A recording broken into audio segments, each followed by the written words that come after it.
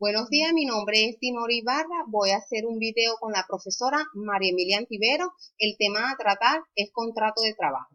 Se llama contrato de trabajo un documento legal donde se formaliza un acuerdo entre un patrono y un trabajador, donde se detallan los términos en que se dará la relación de trabajo entre ellos. Se establecen condiciones sobre las cuales el trabajador prestará sus servicios al patrono bajo su dirección y recibirá a cambio un salario o retribución monetaria.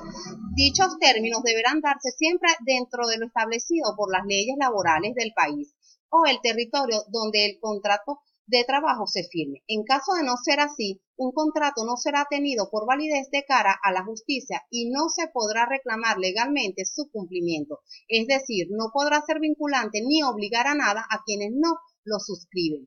Todo contrato de trabajo contempla una serie de derechos y obligaciones para ambas partes involucradas, que tienen la doble misión de garantizar el trabajo que se lleve a cabo de manera preconcebida y mutuamente aceptada, cumpliendo además con los derechos laborales y las protecciones garantizadas por la ley del trabajador y trabajadora. Todo contrato de trabajo debe cumplir con los siguientes elementos: la identificación de las partes involucradas, patrono y trabajadores, la fecha de inicio de la relación laboral y la de cierre en caso de ser una relación laboral temporal o su duración probable, el domicilio fiscal de la empresa o el lugar en que se asienta legalmente la empresa o el patrono. Ya se usará como marco jurídico detrás del contrato en el territorio designado. La cuantía del salario y de los complementos que presenten, la duración y distribución de la jornada ordinaria de trabajo, la categoría o grupo profesional en la que se suscribe el trabajo a desempeñar, la duración de las vacaciones y condiciones que se efectúen o éste disfrutará, los plazos de preaviso y la consideración sobre la interrupción de la relación laboral, convenio colectivo aplicable, así como los datos para su identificación.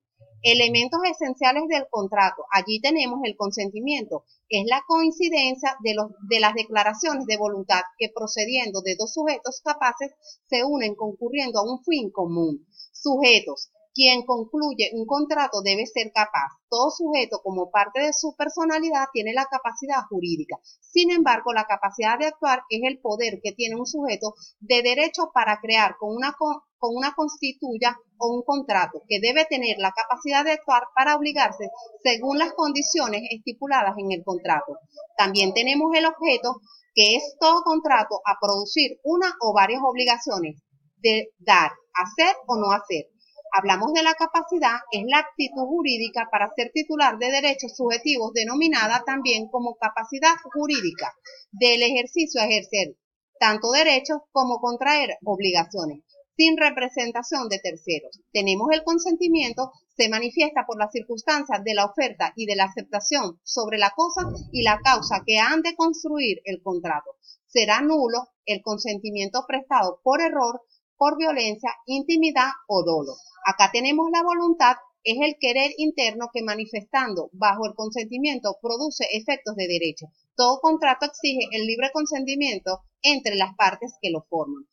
Tenemos los tipos de contrato de trabajo. Estos pueden ser contratos individuales, son aquellos que atañen a una sola persona, quien se compromete a prestar trabajo individual subordinado a cambio del pago de un salario preconvenido.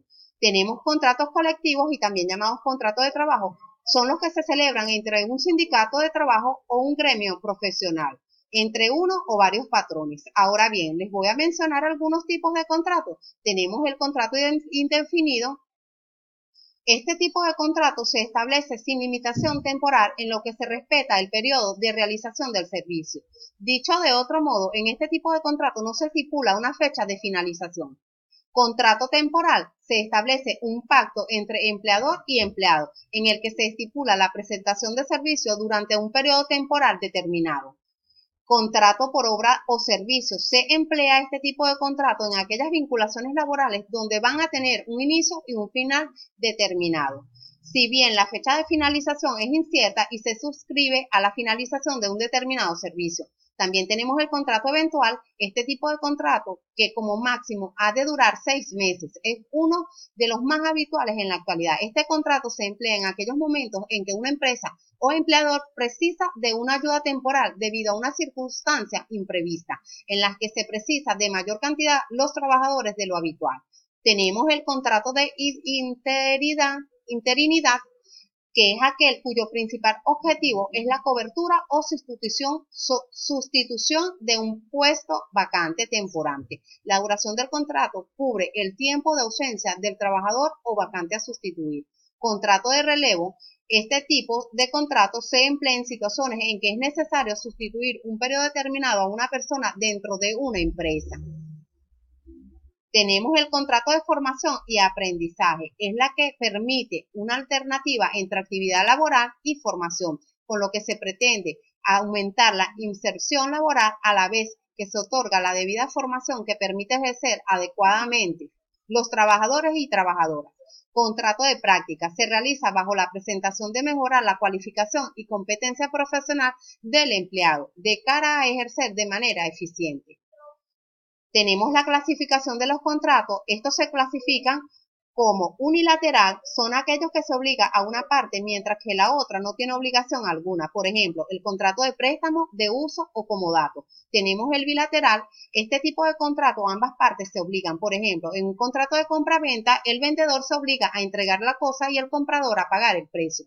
Tenemos el contrato privado, donde las personas intervienen en un contrato o sin asesoramiento profesional.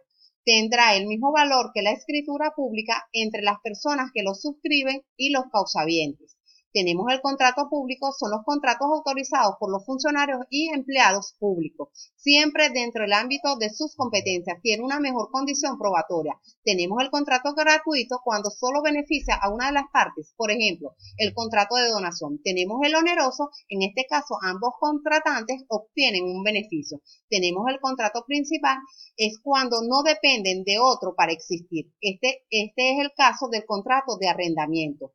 Tenemos el accesorio cuando depende de otro para poder existir. Contrato de prenda que se da a garantizar el pago de un préstamo. Tenemos el contrato real, es real cuando es necesario para su validez la tradición de la cosa. Tenemos el contrato solemne cuando se requiere que se cumplan ciertas formalidades establecidas en la ley.